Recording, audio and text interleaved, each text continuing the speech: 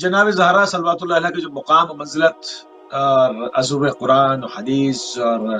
علم کلام سے منطق سے قبلہ نے بھی پیش کیا، کیا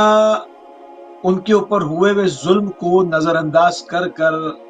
امت کو یہ عمریں بچا لیں گے؟ اعوذ باللہ من الشیطان الرجیم، بسم اللہ الرحمن الرحیم، الحمد للہ رب العالمین والصلاة والسلام علی اشرف الانبیاء والمرسلین خاتم النبیین مولانا ابی القاسم محمد وعلى اہل بیت الطیبین الطاہرین المعصومین ولعنۃ اللہ علی اعدائهم اجمعین، اما بعد فقد قال اللہ الحکیم فی کتابہ الکریم، بسم اللہ الرحمن الرحیم، انا اعطیناک الکوثر فصل لربک وانحر ان شانئک هو الابتر۔ سب سے پہلے سامعین کی خدمت میں سلام عرض کرتا ہوں اور تعزیت پیش کرتا ہوں آپ لوگوں کی خدمت میں، اور زمانے کے امام زمانہ علیہ السلام کی کو تعزیت پیش، پروردگار اس غم کو آشناسی کروائے، اور اس غم کا جہاں جہاں لوگوں کو معلوم نہیں ہے ان لوگوں کو بھی اس غم کی اطلاع دی جائے۔ حضرت فاطمہ سلام اللہ علیہ کے بارے میں تفصیلاً بتانا چاہوں گا۔ اسلام سے پہلے جو عورت ذلت و رسوائی سے گزر رہی تھی، عرب علاقوں میں عورت کو کمتر سمجھا جاتا تھا۔ بعد ولادت حضرت زہرا سلام اللہ علیہ وجود سید کائنات کی وجہ سے عورت کو جو عزت و عظمت ملنا شروع ہوئی، اس کی مثال تاریخ میں کسی اور مقام پر نہیں دکھائی دی۔ بنت محمد حضرت فاطمہ کی ولادت سے پہلے تمام ادیان نے جہاں عورت کے متعلق پست خیالات کا اظہار کیا، جس کی بنا پر اسے انسانیت کے کندھوں پر ہمیشہ ایک بوجھ سمجھا گیا، چنانچہ قدیم دنیا کا ذرہ ذرہ ہمیشہ عورت کے خون کا پیاسا، چپا چپا عورت کی ذات کے احتسال کا خواہ اور عورت کی ذات و ناموس کے خلاف رہا۔ عورت کو اس کے سوا کچھ نہ سمجھا جاتا تھا کہ وہ محض خادمہ بن کر گھر والوں کی خدمت کرتی رہے۔ لیکن آپ سیدہ فاطمہ بنت محمد سلام اللہ علیہ کی زندگی کا غور سے اگر مطالعہ کریں تو عورت کی زندگی کا طریقہ اور عورت کا بلند مقام آپ کو قرآن مجید میں بھی نظر آئے گا، جہاں قرآن نے عورت کو اس کی پستی و ذلت بھری زندگی سے باہر نکالا، اسے نئی زندگی دی، عورت کو معاشرے میں رہنے کا سلیقہ اور طریقہ دیا۔ قرآن نے عورت کو زندگی کے وہ اصول دیے جس نے عورت کو فرش سے عرش پر بٹھا دیا۔ قرآن مجید نے عورت کو ایک مکمل نظام حیات دیا۔ قرآن مجید عورت کو عورت کے اپنے وجود سے آشنا کرواتا ہے۔ جہاں قرآن نے عورت کو اس کی قدر و منزلت دکھائی ہے، وہیں عورت کے فرائض بھی بتائے۔ قرآن مجید، قرآن حمید عورت کو دنیا کے بھاگ دوڑ میں قدم سے قدم ملا کر چلنا سکھاتا ہے۔ ایک بہترین عورت کون ہے اور اس میں کیا صفات ہونی چاہیے، قرآن نے ان سب باتوں کو ظاہر کیا ہے۔ قرآن میں ایک بہترین عورت کی جو صفات ہیں، اگر وہ عورت میں ہیں تو وہی اصل میں بہترین عورت ہے، اور یہ تمام صفات آپ کو حضرت فاطمہ سلام اللہ علیہا میں دکھائی۔ قرآن کے نزدیک صلہ و تقوی اور آخرت کی کامیابی کا جو معیار مرد کے لیے ہے، وہی معیار عورت کے لیے۔ اس معیار کو پورا کرنا ہر مرد اور عورت کا فرض ہے۔ سورہ توبہ کی آیت نمبر 71 میں اللہ تعالیٰ فرماتا ہے، بسم اللہ الرحمن الرحیم، والمؤمنون والمؤمنات بعضکم اولیاء بعض یامرون بالمعروف وینہون عن المنکر ویقیمون الصلاۃ ویؤتون الزکاۃ ویطیعون اللہ ورسولہ اولئک سیرحمہم اللہ ان اللہ عزیز حکیم۔ یعنی ایمان والے مرد اور ایمان لانے والی عورتیں ایک دوسرے کے معاون، وہ بھلائی کا حکم دیتے ہیں اور برائی سے روکتے ہیں، نماز قائم کرتے ہیں اور زکوٰۃ ادا کرتے ہیں، اور اللہ کے رسول کی اطاعت کرتے ہیں، اور لوگوں پر اللہ ضرور رحم کرے گا، بلا شبہ اللہ غالب حکمت والا ہے۔ یہ تمام تر باتیں کرنے کا مقصد یہ ہے کہ اسلام نے عورت کو بہت قیمتی سرمایہ کہا ہے، اس لیے قرآن میں اسے خود کو چھپانے کے لیے پردے کا حکم دیا ہے۔ قرآن کی نظر میں ایک باحیا اور خوبصورت عورت وہ ہے جو پردے کا اہتمام کرتی، جو محرم اور غیر محرم کی حدود کو جانتی ہے۔ جیسا کہ ایک واقعہ آپ سب کی نظروں سے گزرا ہوگا کہ ایک نابینا صحابی جب نبی کریم صلی اللہ علیہ وسلم کے گھر پر آئے اور انہوں نے دستک دی تو جناب سیدہ فاطمہ سلام اللہ علیہا نے دریافت کیا کہ دروازے پہ کون ہے، لیکن جب ان کو پتہ چلا کہ ان کے نابینا صحابی نبی کریم سے ملنا چاہتے ہیں تو پھر اس کے باوجود جناب سیدہ نے پردے کا اہتمام کیا۔ لیکن ان کے جانے کے بعد جب نبی کریم نے کہا کہ وہ تو نابینا تھے تو آپ کیوں پردے میں چلی گئیں، تو جناب سیدہ نے کہا کہ اگرچہ کہ ان کو نظر نہیں آ رہا لیکن مجھے تو نظر آ رہا ہے۔ یعنی کمال کی منزل یہ ہے کہ پردہ صرف جسم کو چادر سے کور کرنے کا نام نہیں ہے، بلکہ پردہ نام ہے اپنے آپ کو نامحرم کی نظروں سے بچانا اور اپنی نظروں کو نامحرم کی طرف دیکھنے سے روکنا۔ اسی سلسلے میں آیت اللہ العظمیٰ سید علی خامنہئی فرماتے ہیں سیدہ زہرا سلام اللہ علیہا حجاب کا اتنا خیال رکھتی تھی کہ نابینا افراد سے بھی حجاب کرتی تھی، کیونکہ حجاب و عفاف ایک ایسی فضیلت ہے کہ جس کا تقاضا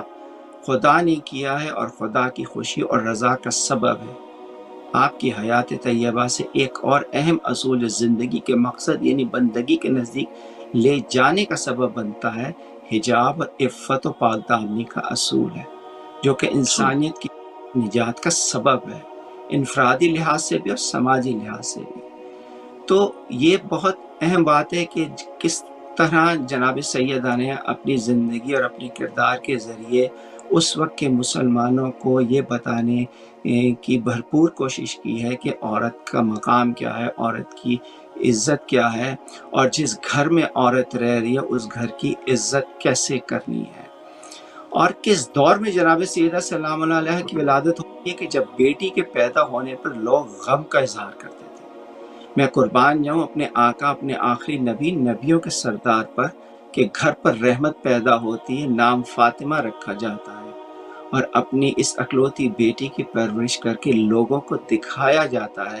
کہ بیٹی سے محبت کیسے کی جاتی ہے، بیٹیوں کا خیال کیسے رکھا جاتا ہے۔ جب رسول خدا محمد مصطفیٰ صلی اللہ علیہ وآلہ وسلم کی خدمت میں حضرت فاطمہ بنت محمد سلام اللہ علیہ تشریف لاتی تھی تو رسول اللہ اپنی بیٹی کے لیے کھڑے ہو جاتے تھے، یعنی نبوت اللہ کی رحمت کے آگے احتراماً کھڑی ہو رہی ہے۔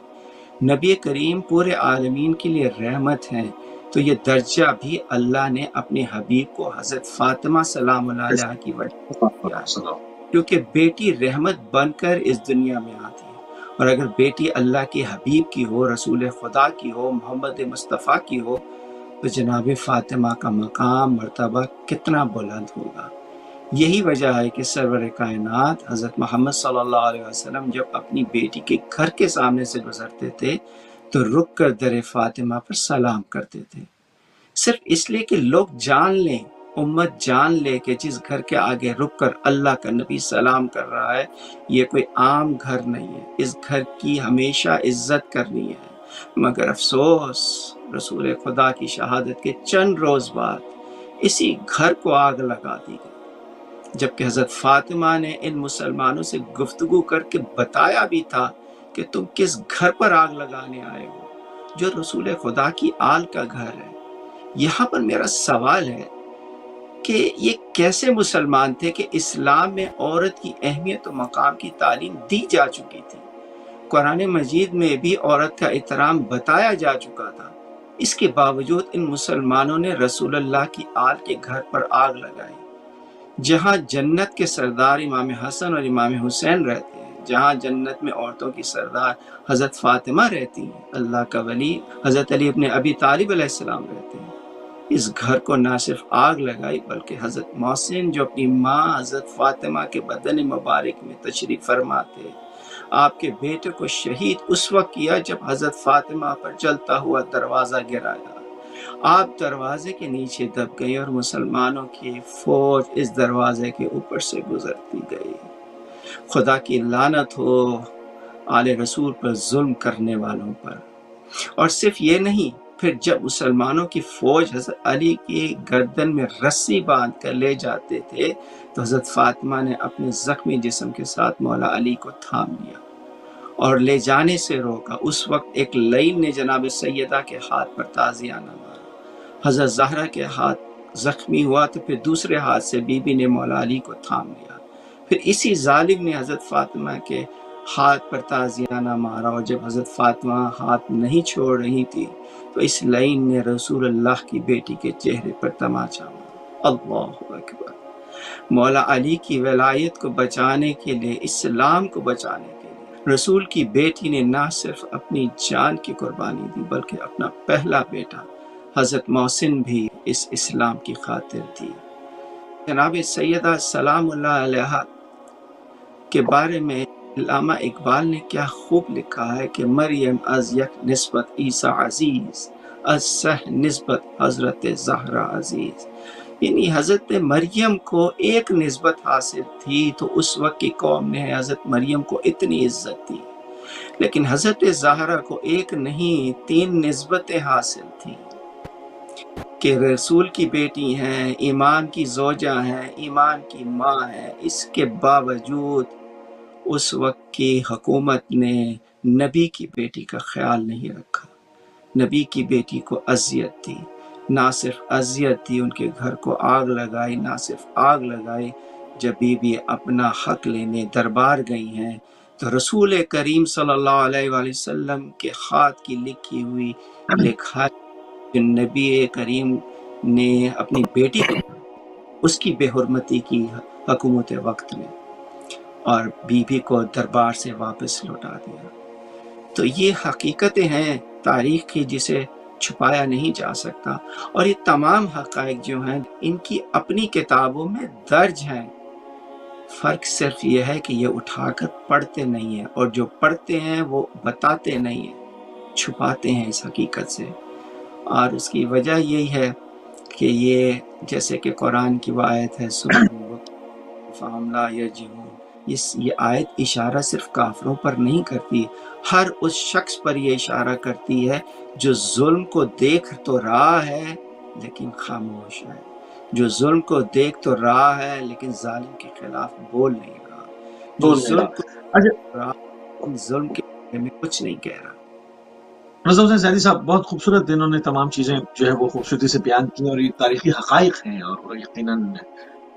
بڑی بڑی کتب کے اندر یہ تمام چیزیں جو ہے وہ درج ہیں ہمارے تمام مسلمان جو برادران ہیں ان کے فرقہ اسلامیہ کے اندر.